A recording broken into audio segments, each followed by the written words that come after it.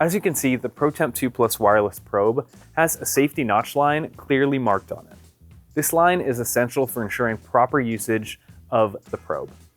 The safety notch indicates the minimum depth the probe tip should be inserted into your protein. To protect the electronics inside the probe, the tip must be inserted beyond this line into the meat, potatoes, or other food that you're cooking. When using the ProTemp 2 Plus probe, you want to make sure of a couple different things. Number one, insert the probe past the safety line.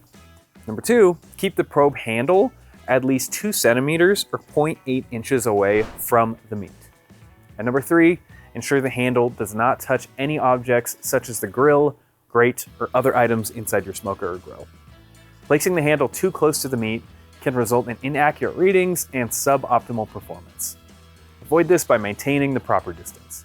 By following these guidelines, you'll ensure optimal performance and more accurate temperature readings.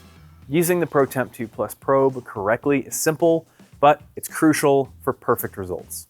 For more tips and product information, visit our website or subscribe to our channel.